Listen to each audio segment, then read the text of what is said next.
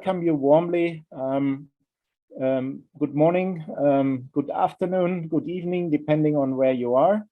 My name is Florian Kraxner. I'm a senior research scholar with the International Institute for Applied Systems Analysis, and I'm the IBFRA president. This is the first of a longer series of IBFRA webinars that we are starting with this one here on forest biomass and remote sensing. We have two esteemed speakers, which I will present a little later. The run-up of this webinar is leading to or culminating in the next IBFRA conference, the 20th IBFRA conference next year, which I will also announce in more details a little later. But let me start with a little statement. I think this is something we always have to have in mind, that boreal forests matter. Boreal forests play and will play an important role in meeting our climate goals. However, the big problem is that they receive disproportionately low attitude in many international processes.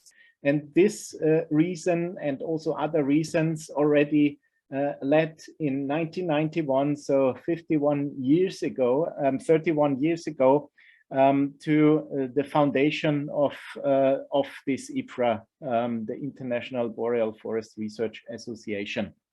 And you can see back then times were difficult, a little bit comparable to now. It was Cold War time still. USSR and USA, Canada and the Nordic countries still put their heads together and said, okay, if we cannot talk on a political level, we at least have to try it here as scientists. And actually it's quite a success story. There are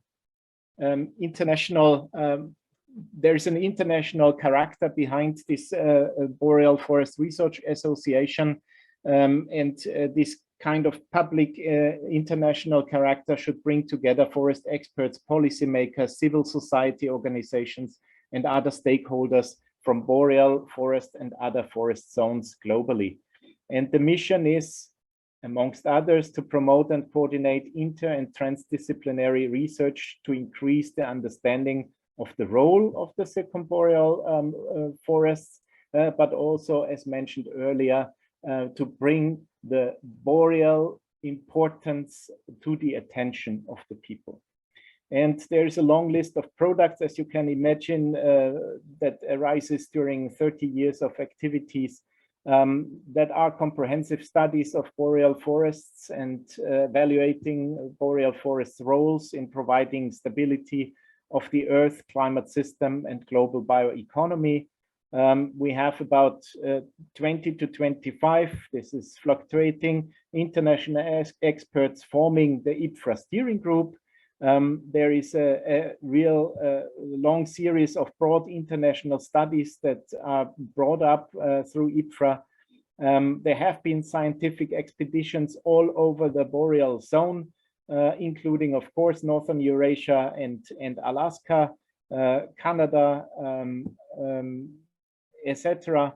And more than 700 papers produced by members of IBFRA. And so far we had 19 international conferences, so this is quite great, I would say, with over 5,000 participants, and we are in the run-up to the next conference.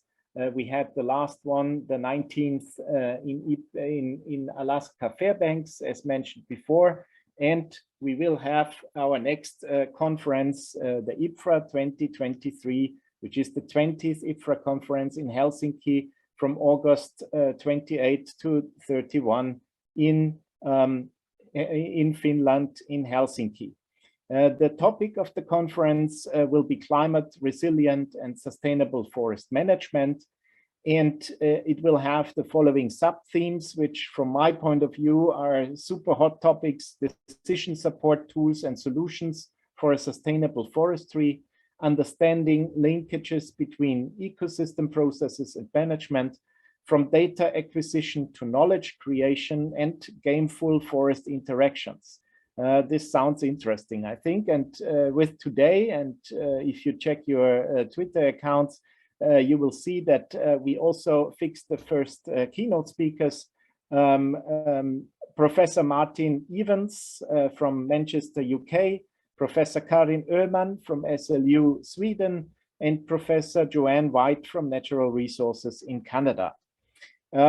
I had the pleasure that the Vice President Raisa Mekipe showed me already the beautiful venue of the upcoming conference next year. It is called Little Finlandia, in the very center of Helsinki, surrounded and in a very beautiful wooden building. We will have a 5 days conference where the first 4 days are reserved for scientific exchange, as you might be used to, in a hybrid way.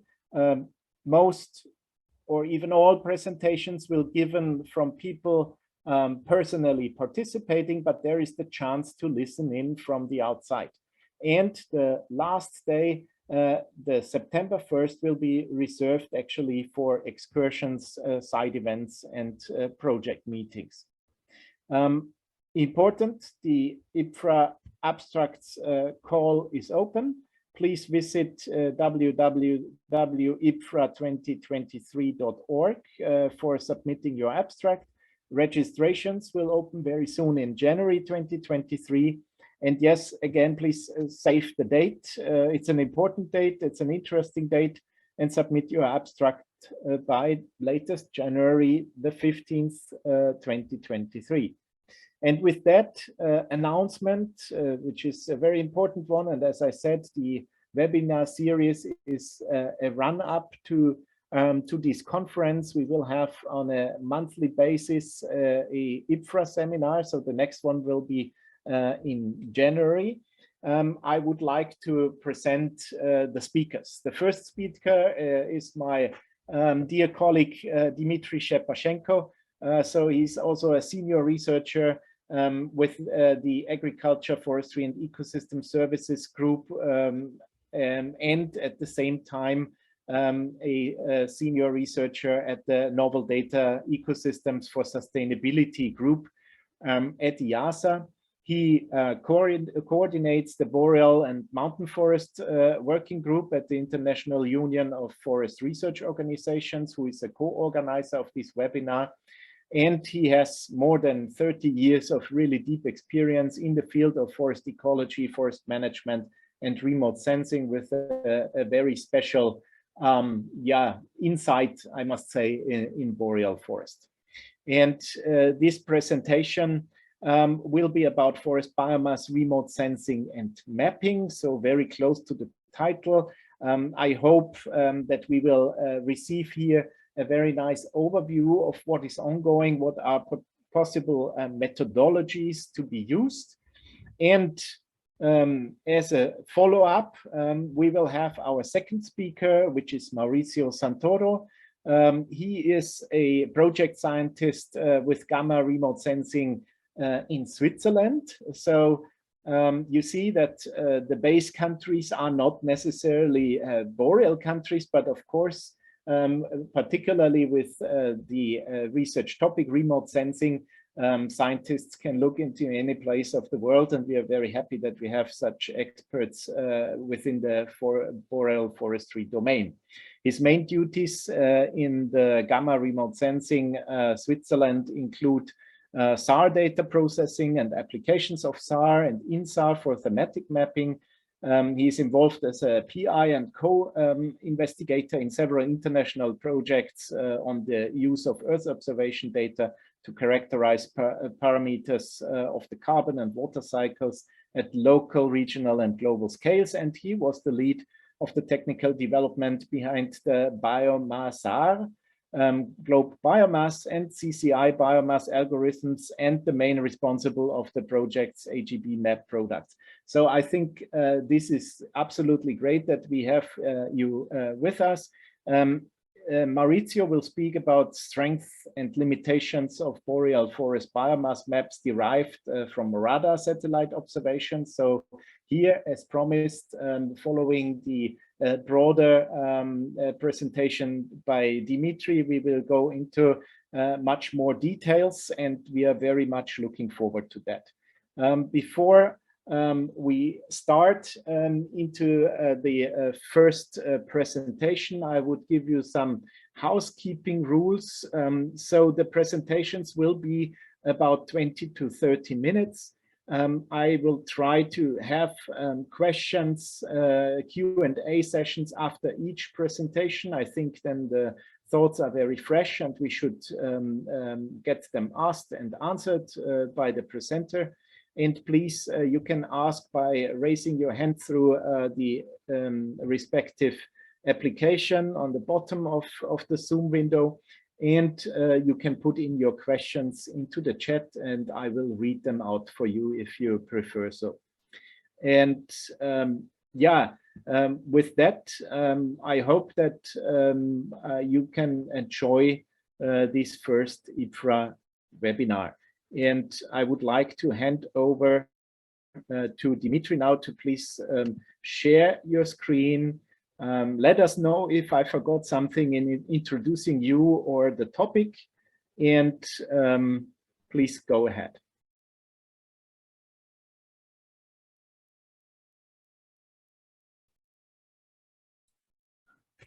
Yeah, I hope you can see my screen all fine, yes, and hear me. Fine. Yeah.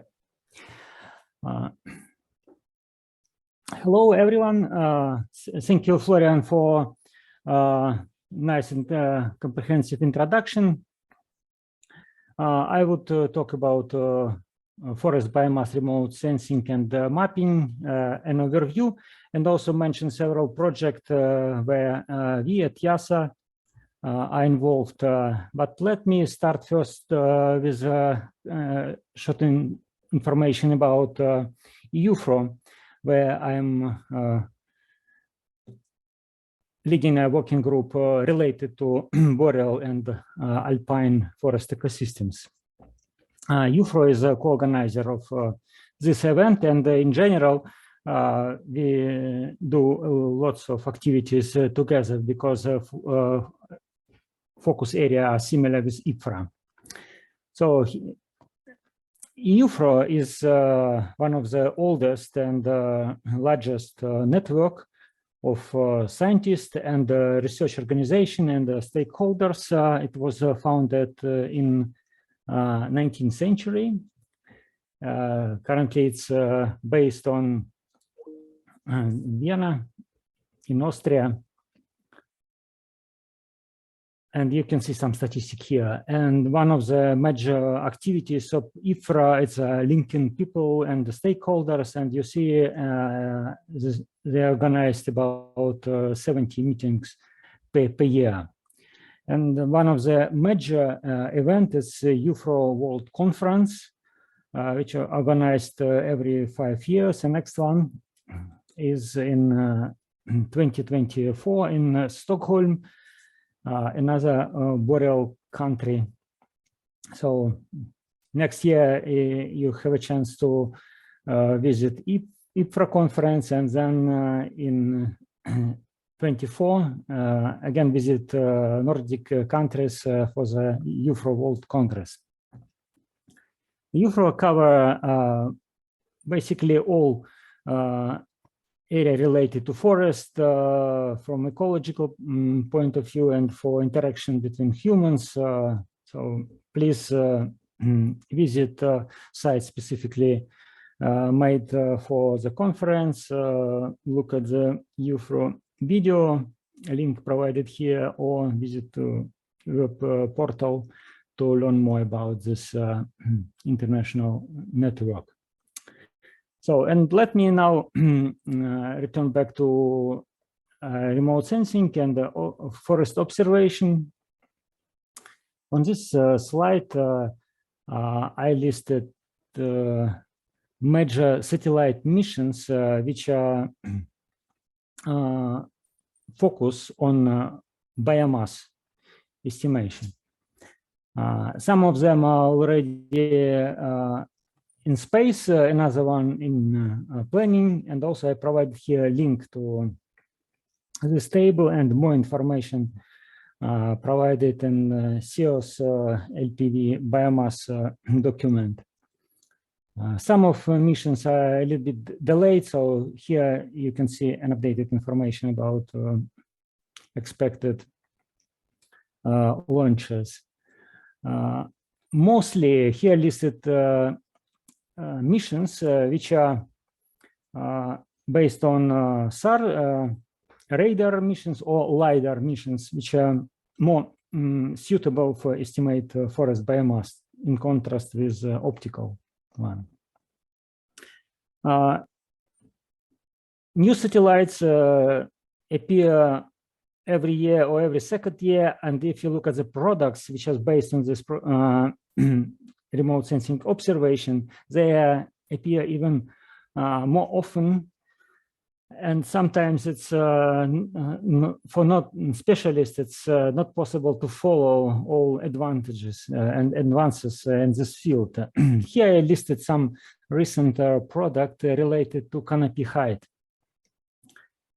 Basically, new satellites based on LiDAR instruments allow to estimate height of the canopy, and then optical Landsat or Sentinel is used to produce wall-to-wall maps, because LiDAR products usually point-based.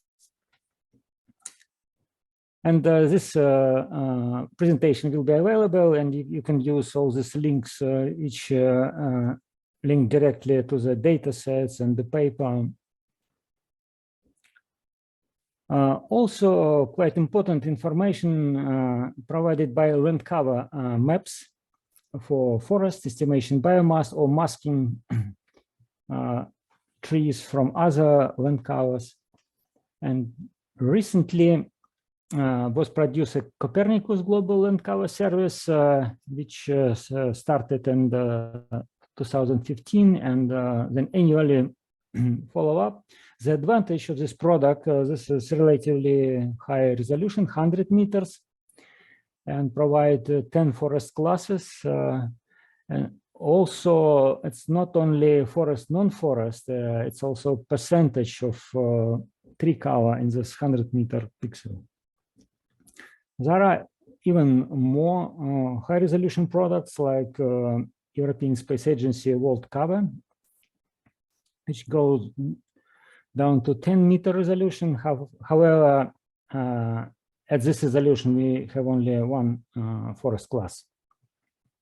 If you're interested in long-term dynamics of land cover and especially forest cover, you can have a look at the Hilda Plus data set, which observe land cover change from 1960 till recent, but also with only one forest class on this map.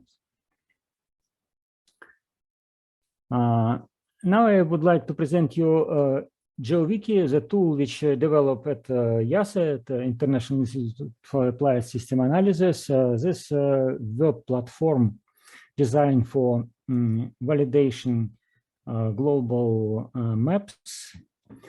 Also linked to this tool a number of mobile applications like PhotoQuest, FraQuest, and serious games like PicturePile, which also help to collect information for training or for validation of global or regional land cover products.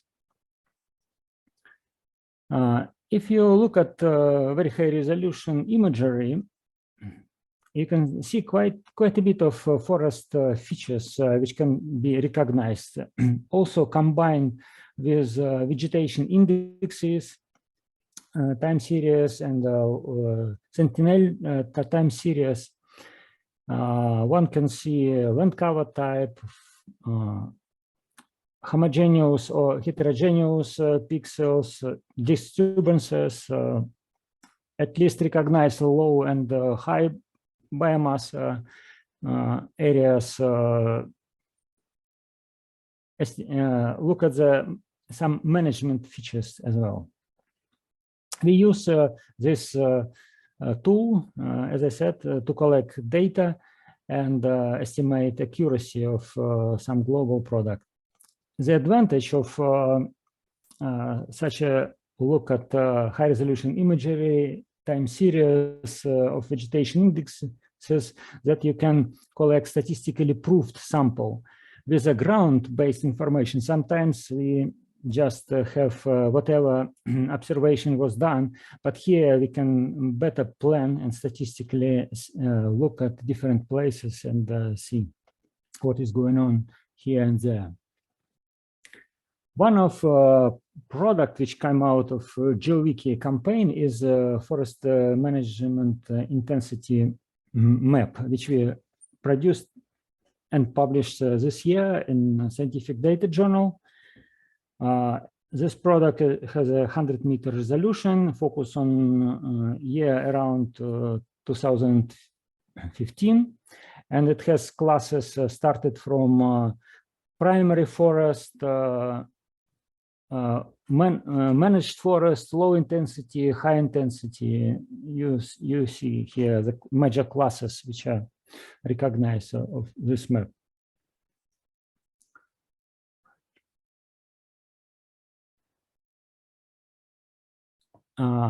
Another product which done a similar way with classification or classification of very high resolution imagery and time series is drivers of forest losses.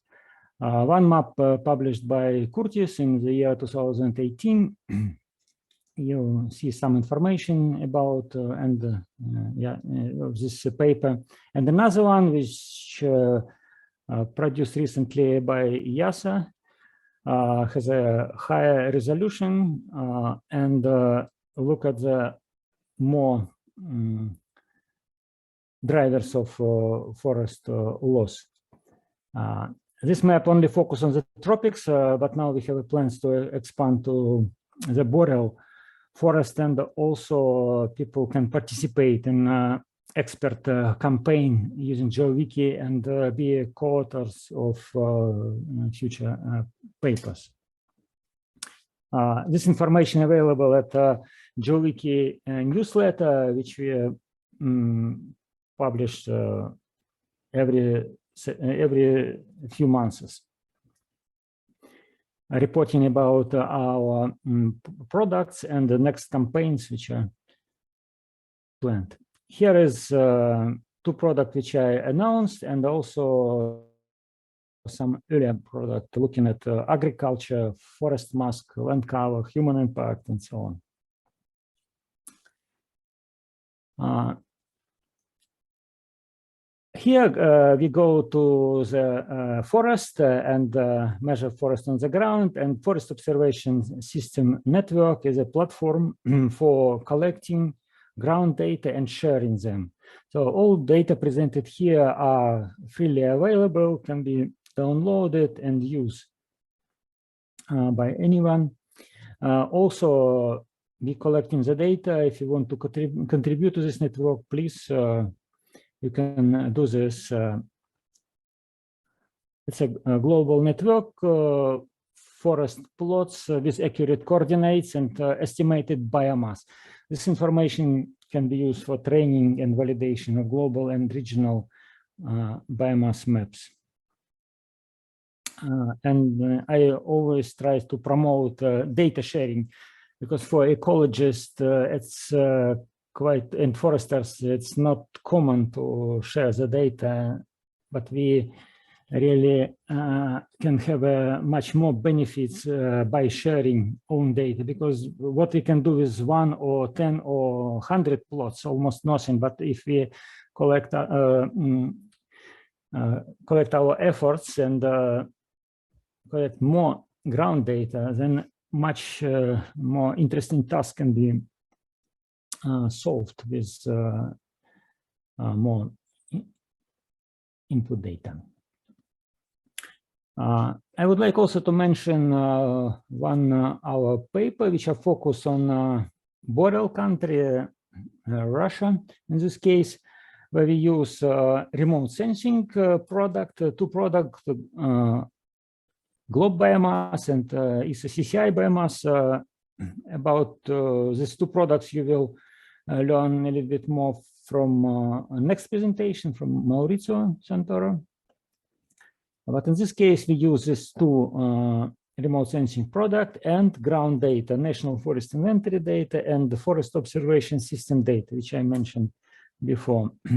Calibration of global maps to local conditions help us to produce a new map and new estimation per region, and substantially increase accuracy and to obtain new estimation of growing stock volume and biomass for the Russia, in this case. It was published in last year. You can look at this portal, which prepared for the previous COP, where indicated most recent biomass maps, CCI biomass, JEDI biomass, and some others for year 2020. Here you can zoom in and look at this map, and especially I would mention IIASA globe biomass and CCI biomass maps, which one, from my point of view, are the most advanced currently available, with relatively high resolution and time series plus changes to be estimated.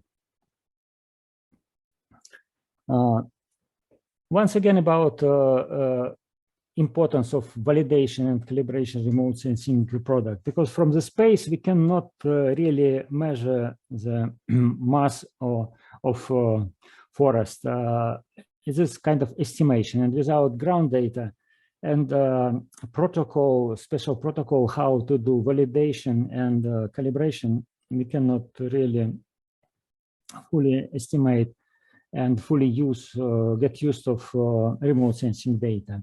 Here, one paper and one protocol, good practice how to do validation and remote sensing product. That's all from my side. Thank you.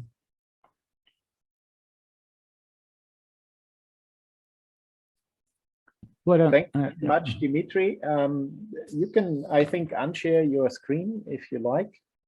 And let's open the floor if there are questions from the audience. Big applause we got from Raisa Mekipe, the Vice President of the IBFRA organization. And by the way, also the organizer of the next IBFRA conference in Finland. Let me start with a question myself, actually, because I know that you are very active in combining actually satellite data with human activities in order to calibrate or provide additional information, ground truthing, it can be, etc. So with respect to boreal forest, what does this mean? How is it possible in boreal areas that are not necessarily the most populated ones? How can such a link actually happen? And does it still make sense in these high latitudes? Yes, thank you for the question.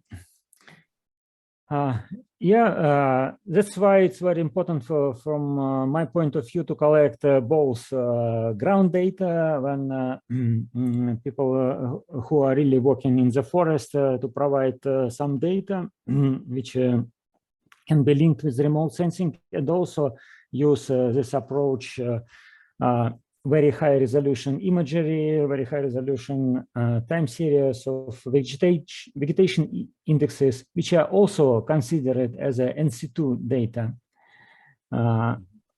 because you are still somehow visit this place with imagery and still can see quite a lot of features. And the data sharing is a very big issue. It's slowly going forward. People start sharing their data when we can provide enough incentives for that, like common papers and also participating in product production. Yeah, and I think for Boreal Forest it's very relevant as well. Mm-hmm. Yeah, makes sense. Thank you, Dmitry. There's another question by Raisa. Raisa, please. Yes. First of all, thank you, Dmitry, for excellent presentation and interesting results. I was really kind of excited to see that your biomass carbon sink estimate, which deviate a lot from national inventory report. How you see this work? Does it have any influence on quality of the Russian national inventory report? Do they follow your work for this kind of impact on that direction? If your estimate deviates a lot from what they report to you and FCCC. Yeah, the difference it's can be explained by a different source of information. For many years, Russia report basically no change of forest based on information mostly collected in Soviet time, because this Soviet system of forest inventory only covered less than 1% of forest annually. That's why information getting older and older and so on. But we are suffering now because of climate change. Forest changed quite a lot actually during recent decades. That's why Russia started this new, more classical national forest inventory, which is sample-based. And when first cycle of national forest inventory was close to the to the end, we taken efforts to obtain part of this data, or actually involved authority who collecting this national forest inventory data to the analysis, a link between international institute and national institute, and to produce these estimates.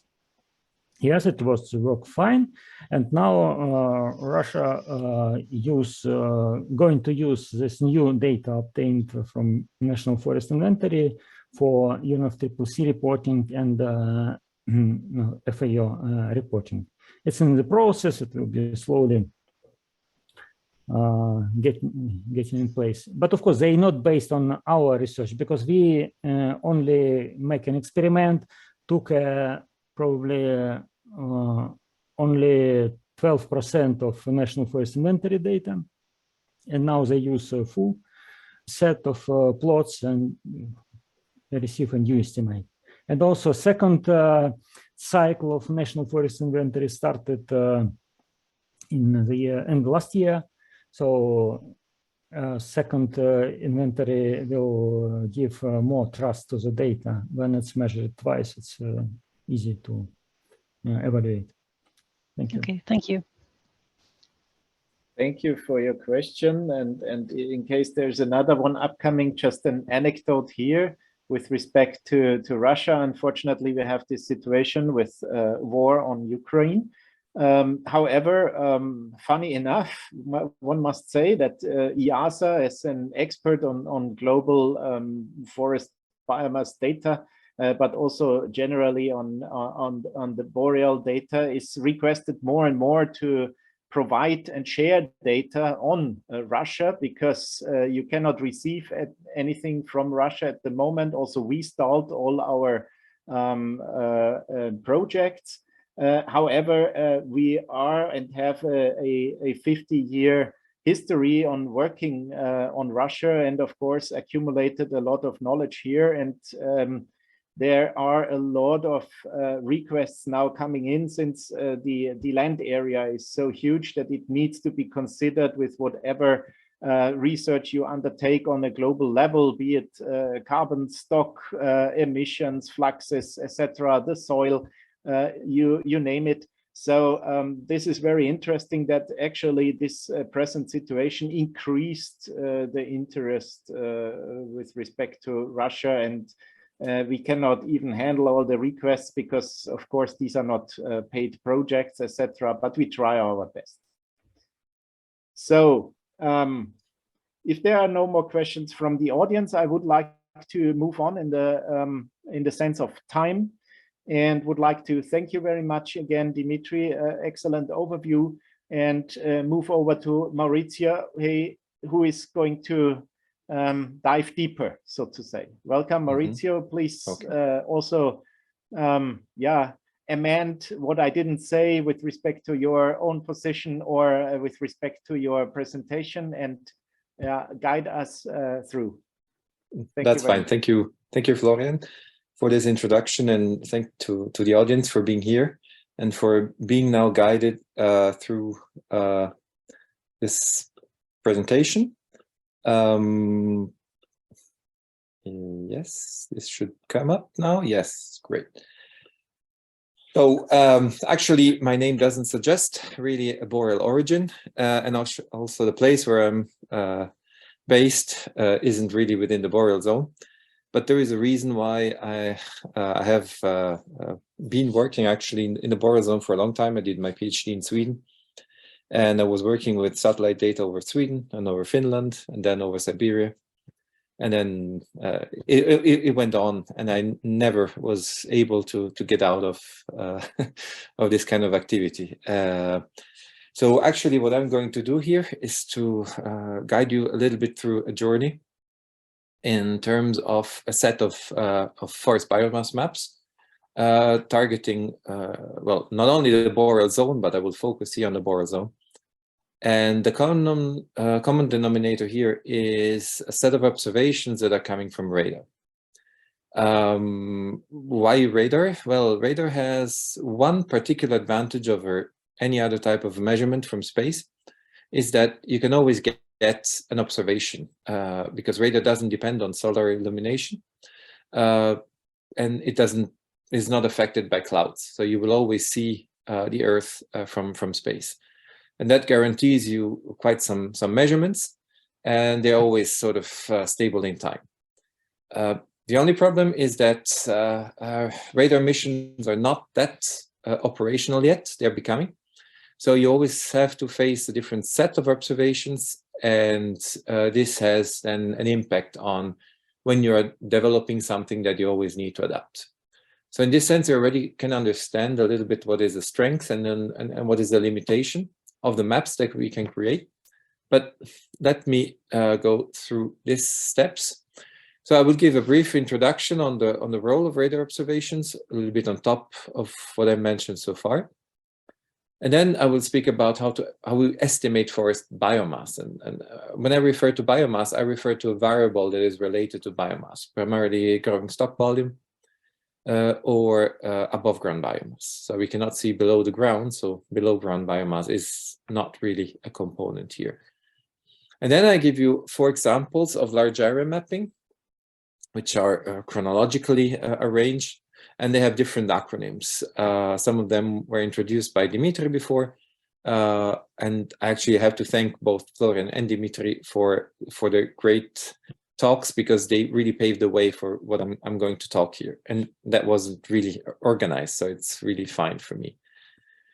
So in terms of satellite observations of forests, well, on the left-hand side, you see a bunch of satellites and operating with different technologies. So the radar technology is the left column. And you see quite some instruments that are made for observing forests. And as time goes by, you have more and more.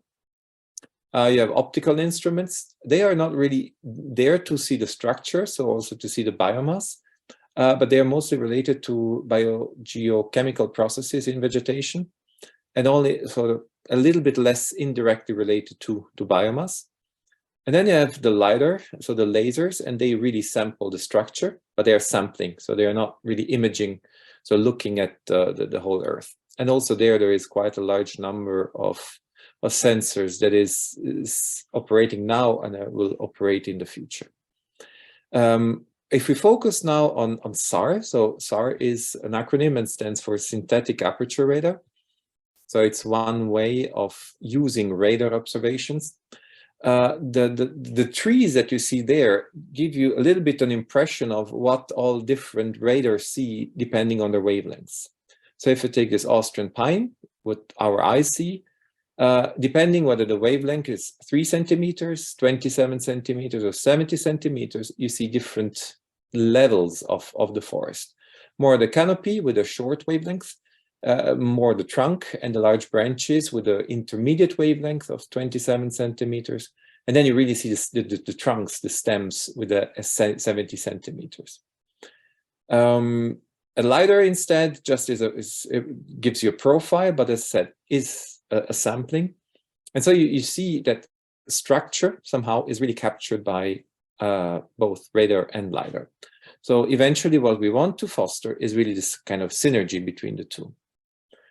Now, this is a slide for those who are not really knowledge about the different types of radar that exist in space. So a radar is simply an instrument that sends these kind of microwaves and then records the signal that is reflected by objects on the ground, in our case, forests, for example, or the ground below the forest. Now, you can treat the radar signal in many different ways, and so you can get to the synthetic aperture radar. So you fuse quite some observations by the radar into one single pixel. You have scatterometers, which more or less operate in the same way. And these are the two topics that I will have here, SAR and scatterometers. And what you record actually is the intensity, so how strong is the return to the radar. You also measure the phase, which measures the distance between the radar and the ground. You have the so-called polarization-based indices, but this is not treated here.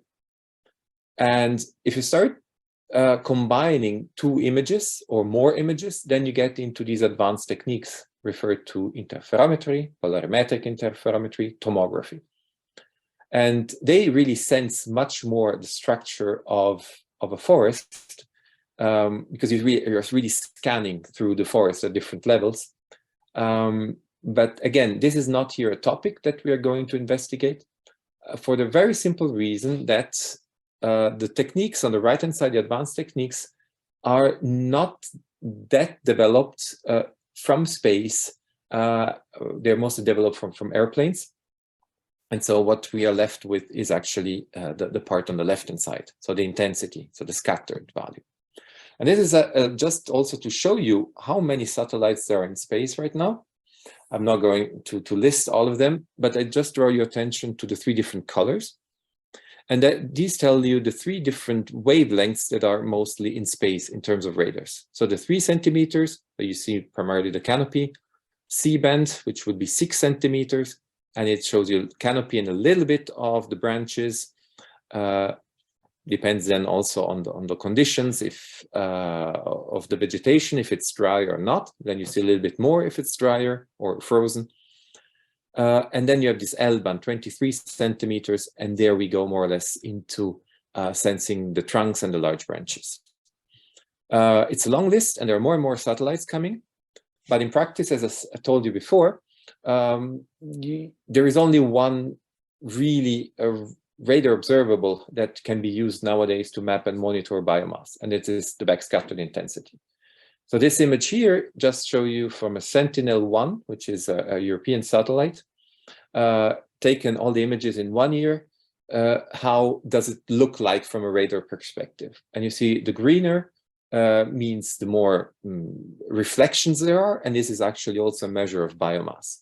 So a green that tends to be brighter means more biomass, and a green that is darker means less biomass. And then if you go into more purple features, this is like bare ground, bare soil. So there is some information content, as you can immediately see here. But in practice, we want to understand mathematically how much information content there is in these images. So here I just put probably the only diagram that I show you here, with some observations and some curves, some models that we then put to the data. And so this is briefly to show you that if we take the X-band, 3 centimeters, there's hardly any sensitivity to biomass. On the X-axis, you will always have biomass, referred as stem volume. And on the vertical axis, you will have this sour backscatter. No matter what is the polarization, X-band isn't really doing the job here.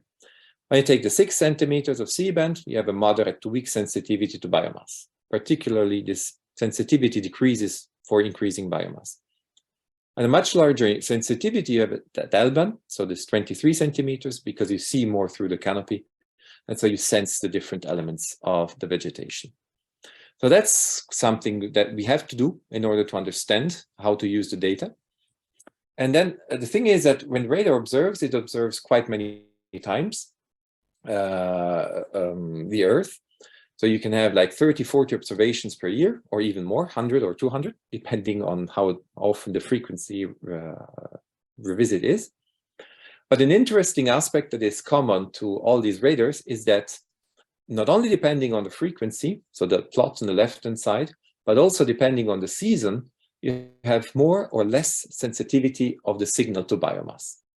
So longer wavelengths, better sensitivity. So this dynamic range, so larger dynamic range means more sensitivity. And in fact, you see in a retrieval, the root mean square error decreases. But if you take images, for example, at one frequency like C-band, 6 centimeters, images taken in winter provide you a better retrieval result than images taken in summer. Interestingly, the opposite happens at L-band. I'm not going to discuss here the reasons for that, but we're still trying to understand what happens. So the idea is if we take a lot of images and we put them together, then we probably are going to get a better result than if we take a single radar image. And that's in essence all what we do with radar data nowadays. We take all the images taken in 1 year, we combine them in a weighted average, favoring images with a larger dynamic range. And the plot here shows you that by taking more and more images, this relative root mean square error of our biomass estimates decreases more and more. So the concept is there. Take many images, combine them, and see what happens. At the early stage when we were validating all the stuff, this was interesting to observe that if we work at the full resolution of the radar data, say for example at 1 kilometer in this case, we got overall a certain agreement, but a large scatter. So the value at the single pixel is quite uncertain. But if we start taking an average from 1 kilometer, say to 10 kilometer, plot on the right-hand side, then the agreement starts increasing much more.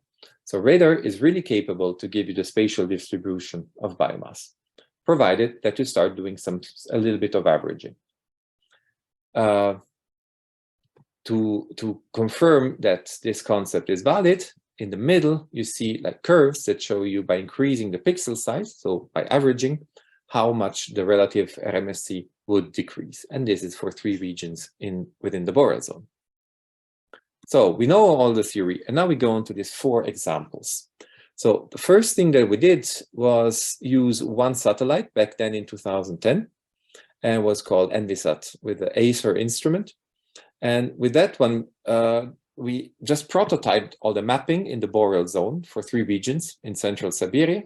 The example is actually here for Sweden and for Quebec in Canada. And in spite of the coarse resolution of the data, actually the map that we got, which is the one top left, had a much better spatial representation of the distribution of biomass compared to any other data set that was available at that time. So vegetation database was actually inventory data that was provided by IIASA. The IIASA is a Kinderman et al. Product based on some indicators, and other maps also based on some indicators and a little bit on remote sensing are those on the bottom line. So it's clear that the spatial representation is decent. And then we decided to move forward. And moving forward meant actually go out of these 3 prototype regions and start mapping the entire Northern Hemisphere. The same data set as before, Envisat IIASA, a lot of observations, 1 kilometer spatial resolution, but also generate a map of the so-called standard deviation, so the precision of the estimates. So the top left was one of actually probably the first real map of biomass for the Northern Hemisphere that was published based on remote sensing data. And the one at the bottom was also sort of a primer in the sense that maps, if they were created, they didn't have really a measure of the uncertainty of the estimates. And we see that we are at the level of 10 to 40%, depending a little bit on overall on the properties of the satellite data that was behind here the estimation. By the way, I'm not mentioning what kind of model is used here. It's a physically based model that relates the backscatter from the radar to biomass. So we are in full control of this of the estimation. So it's no machine learning, nothing of this sort. And so everybody would then ask, so what is the quality of the map that you're getting? And here we went on a validation exercise. And the first thing that I have to mention is that whenever we have maps derived from remote sensing, there is also the issue, always the issue, how can we validate? Because we have to refer to some kind of measurements on the ground. And we all know that getting measurements on the ground for large areas is a very, very difficult task. Dmitry addressed this before. And for example, for the Boreal Zone, we might have measurements from some sites, but still this would not be representative of a full validation. At a 1 kilometer pixel size, even more complicated aspects. So what we did was to actually do a validation at the level of statistics. So average values for provinces, counties, states, published by National Forest Inventories, which for the Boreal Zone do a very good job in this sense. And so if we move through the scatter plots from the left to the right and then to the bottom, we have Alaska, then we have Canada, then we have Russia, and then we have European countries. And you see, again, there is this sort of overall really nice agreement at the level of counties and states and provinces, with a little bit of scatter. And in particular, all of them suggest that there is a level at which we are not really reaching what's actually measured on the ground. There's what people would refer to as a saturation. And that's something that we will observe also in maps that we will look at later on. So there's a limit at which current satellites arrive. So in a very high density and a high stocked forest, it is difficult really to resolve the biomass. And typically the models tend to give you like one constant value for one reason or the other. But again, we can capture the spatial variability of biomass across boreal and temperate forests. And now we want to do a third step.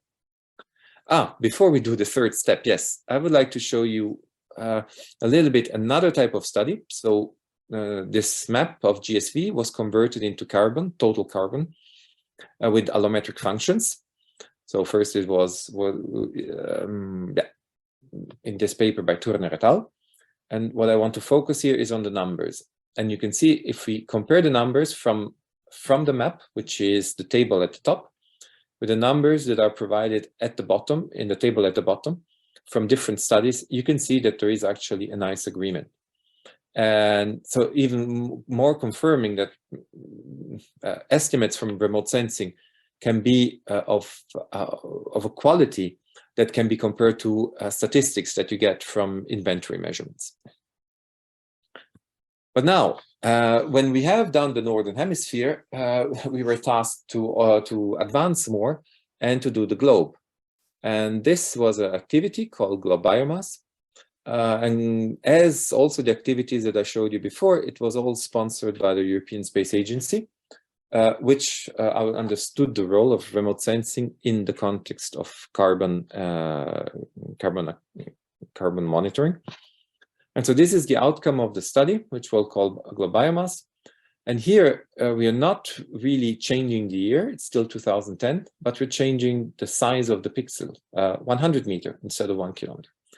The data that we got was of a higher resolution compared to what we did in the past for the Northern Hemisphere. And yes, all in all, what you see is two maps. One is above ground biomass, the standard deviation, reporting uncertainty.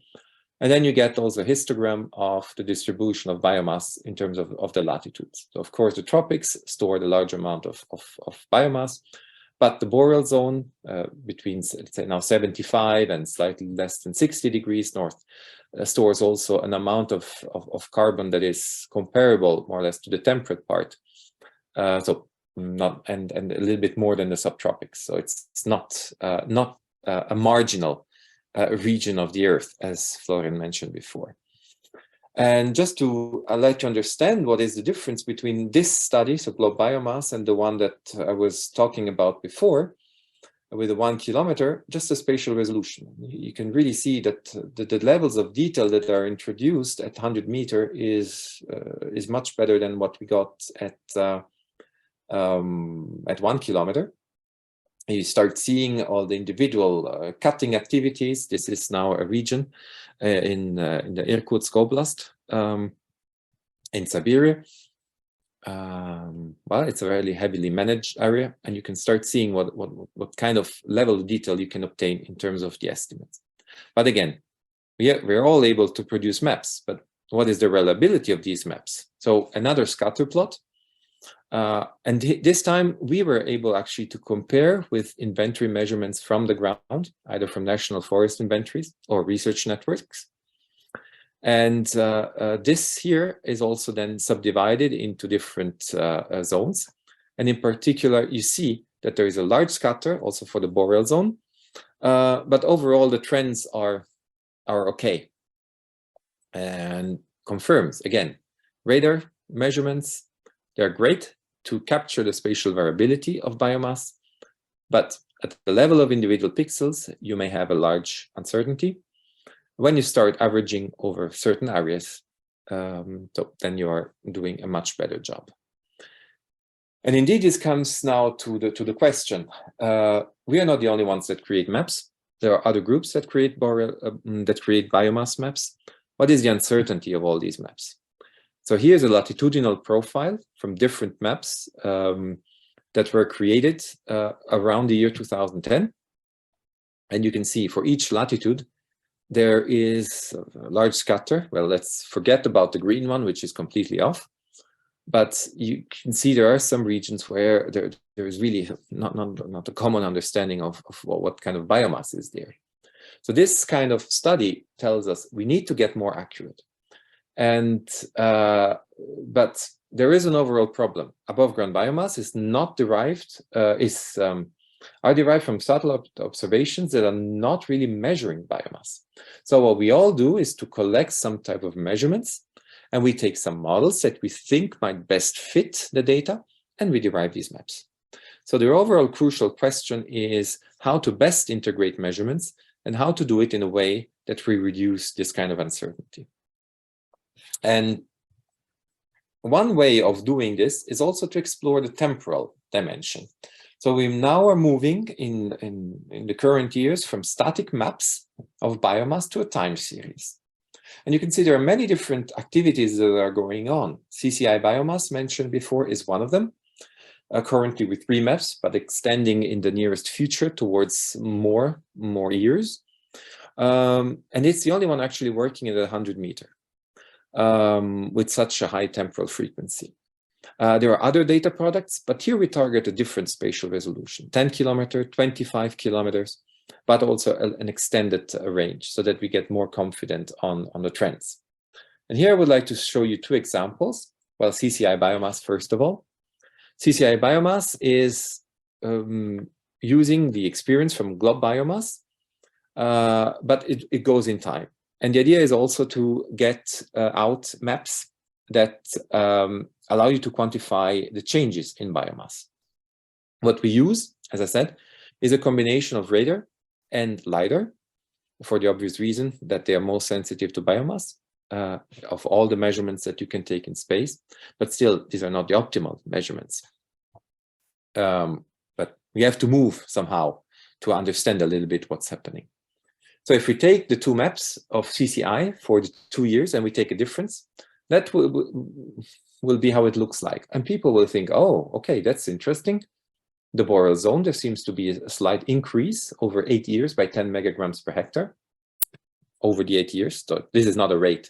Overall, 8 years, 10 megagrams per hectare, more or less. But if you look in the tropics, in the Amazon, for example, there is an increase about 40, 50 tons per hectare. Is this realistic? So that's the overall question that one has to a little bit to consider. And actually, I can already tell you, no, it is not. And this is because the source of the data for the 2 years is different. There are 2 radar sensors for 2010. There are 2 radar sensors for 2018. And unfortunately, they don't have the same quality. The more recent ones have a better quality than the older ones. And that transforms then into these kind of biases. And if we want to discuss a little bit more for the Boreal Zone, I take the same area in Siberia that I showed you before. Top left would be a biomass map for 2018, and you can see again all the clear cuts are nicely defined. Top right will be the difference between 18 and 10 of the 2 maps. You can see all the red dots, and these are effectively all the clear cuts that happened between 2010 and 2018. So great, we are capturing all these clear cuts. But the question is, are we really sure that the changes that we are observing are significant? For that one, I bring in the AGB standard deviation, which is bottom left. And you can see that in many regions, the uncertainty of a single pixel value is 50 to 100% of the estimate. If we take a difference, this standard deviation will matter a lot. And in fact, that's why we introduce a quality flag in the CCI biomass datasets, where we tell, look, if the standard deviation is really larger than the change, then this value that you get in the map top right is improbable. So maybe we say it's 150 tons per hectare loss, but maybe it is not 150% loss. Maybe the uncertainty is so large that you can't really say that this value 150 is reliable. And indeed, the quality flag tells you maybe we are capturing a little bit of regrowth over the years, but actually all the clear cuts, we can't really say that change is really significant. So we are moving to the last data set, and we want to explore here a different path. We're exploring now 25-kilometer data, so very large pixels, but every year between 92 and 2020, a map. So again, a biomass map, top left, a map of the standard deviations with its uncertainty on the right. Again, you see we're at the level of 30 to 40% of the estimate. So again, uncertain values. Validation, bottom, says overall we are capturing quite nicely also in this case the spatial distribution of biomass at 25 kilometers. But what does it mean in terms of messages that we can derive from these maps at 25 kilometers? And so for the Boreal and Polar Zone, we're actually saying if we put all the data together, then the uncertainty becomes really small because we are averaging over a large number of pixels. In fact, you would not even see the bars on these individual dots on the left plot. And that tells us that the biomass density in the Boreal and Polar Zone remains more or less constant, with some decreases and increases, but around 55 tons per hectare. More interesting is the kind of transition that we get in terms of total biomass stored in the Boreal Zone. And there was a decrease in the 90s. Seems to be an increase towards 2010, and then again a decrease and another increase. Overall, a net gain over 30 years of 1 petagram, which is, so actually it's plus 1%, so not really a big change. And that's a consequence of losses in some specific regions, primarily in Canada, and some gains due to the fact that because of warming, then forests are being more productive, or they are extending also towards northern latitudes. So these are interesting messages that we get. But then the question is, final question, well, this is what I just explained to you. So you have some regions and some periods where you had strong losses and some others where you had some strong gains. But I would like to conclude my talk here by saying, well, all these maps look great, but if you start comparing them, what happens? So we take CCI and we take biomass cut, this last map at 25 kilometers. This is a map of correlation between the two maps. And the correlation looks really nice. It's very high. So the two maps seem to say the same. But if we start now taking individual pixel values and compare them, then we start seeing, yes, the levels are the same, but they're not exactly along the one-to-one line. So different products, again, different, well, the message of uncertainty is still there. How uncertain is what we get from maps?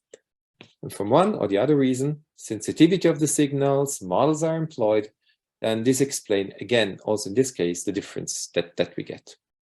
Thing is that all this work that I'm showing you here is not based on training data, on in situ data to train the models, for the simple reason that there are too few to do this. So we are using some workaround to get the models trained. These workarounds work well, but they're also a source of uncertainty. So concluding all of this, probably I hope that you got from this talk that satellite radar observations provide significant insights on the distribution of forest biomass, in particular in the Boreal Zone, because we see the Boreal Zone, no matter if there is a sun or there is no sun, there is cloud cover, and we have measurements that actually sense somehow the structure of the forest. But we have radar observations currently that do not provide a full picture. So that's why a biomass map, whatever you have in your hands, suffers from large uncertainties. As Dmitry also mentioned, in the nearest future, we will have missions like NICER and biomass that will give you measurements more related to forests. So we will improve all these maps. The combination of observations is, however, essential because no remote sensing instruments measures that biomass. So beware when somebody says that mission will give you biomass maps. No, that unfortunately will not be the case. It's just a combination that will work. And the last message is for the science communities engaged in the Boreal Zone. So it is of interest that satellite observations are maintained by the space agencies over decades. So whenever you see, oh, a map is really important to me, then always give the message that please, space agencies that are delivering the radar data or any data behind these maps, continue observing the Earth with that kind of sensor. Because space agencies tend to be technology driven, so always the latest satellite, the most modern thing. But no, we want the same type of observation over and over. And if science community is not remote sensing based, give this kind of message, then that's a great input also to our work.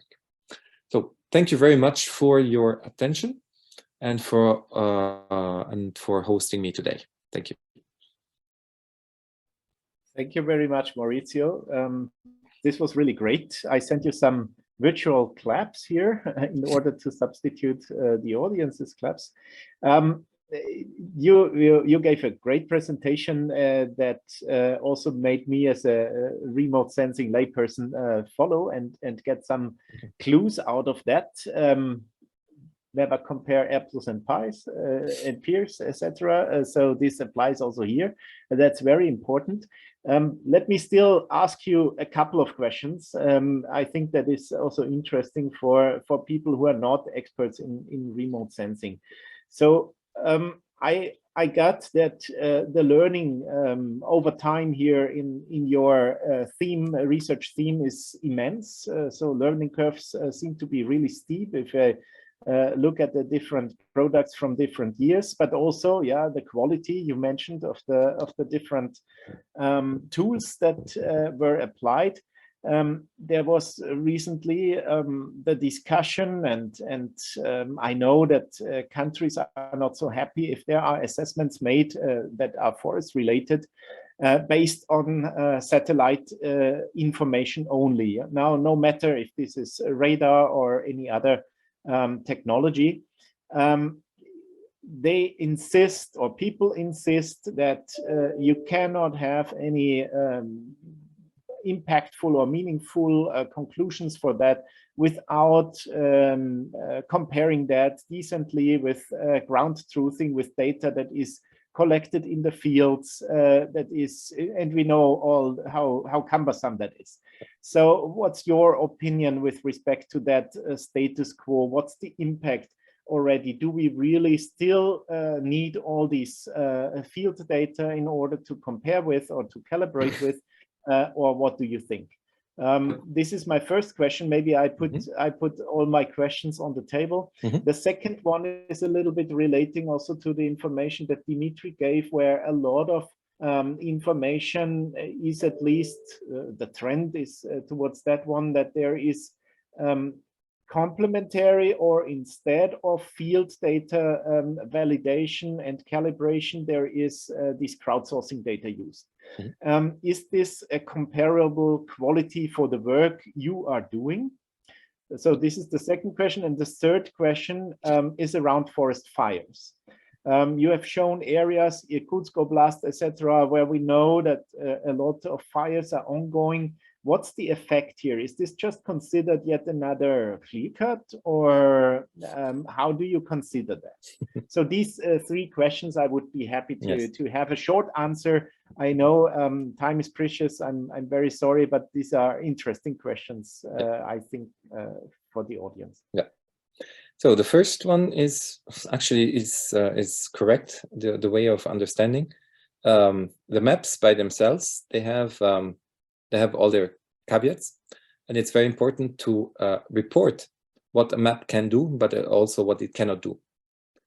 So it's a matter of transparency. I would believe that the study of Dmitry was quite good to show how in situ data and maps can be combined to provide a lot of new knowledge that you would not get singularly from the in situ data and from the maps. So if you recalibrate a map, for example, with these kind of measurements, that adds a value to the map and adds a value also to the inventory data themselves, because those that do the inventory then have the spatial distribution captured with a lot of detail. Why do we need to recalibrate? Simply because we are not able to access as a map producer those data. So we produce the data and then they can be further adapted to local needs in that sense. The second question was about the crowdsourcing. I'm not here an expert, but I would believe that on one hand, it would be great to have people that go out and measure trees and provide open data. On the other hand, I think that this is a little bit different than for example, measuring the land cover, because the land cover is something that you see with your eyes. Measuring a tree requires some tools and also requires some skills because of some protocols and some definitions that single person or citizen will not be able to reproduce in the same way as a forester would do. So that's where I would probably see a limit, unless a little bit of training is provided. That could be some sort of intermediate solution. And the one about the fires, that's one thing. We don't know exactly what we map in areas that are affected by fires. Because a fire can burn down completely the forest, and then it would be a clear cut. A fire can burn the canopy, but the stems would still be there. So probably we would get a number that is some sort of related to the stems that are standing, but by far it's not live biomass. So that's one very, very open question. What do we estimate in areas affected by fire? And that's a scientific question for remote sensing, for all people. This is the next topic we are both, or both institutes are going to dig into, or you already are doing so. We at least are trying to move towards fire and disturbance modeling. And I think this combination with remote sensing is absolutely essential, but we also need to understand what kind of fire we are talking about, like you said. Yep. So in that sense, I think, thank you very much again also for answering all these nasty questions. I thank you all for staying long, maybe a little bit longer than anticipated. I would like to mention again that the authors